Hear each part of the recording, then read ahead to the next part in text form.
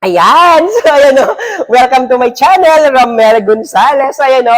I-demo ko sa inyo today yung pinakabago at talagang useful talaga na sasakyan para sa negosyo mo po. Suzuki Carry Drop Side. So, ayan o. So, ano ba yung si drop side?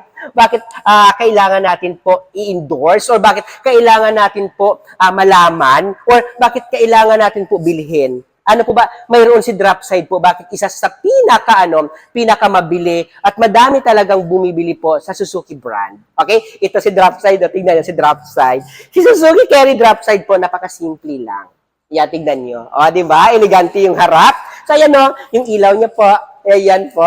Yan o. Then, naka-ano din siya guys, no? Ito po, naka-13 po yung ano niya, na yung steel rim niya po. Okay? So, ayan. So, tignan natin yung loob. Tignan natin yung loob po ni drop side po. Ano ba si drop side mayroon po? So, ayan na.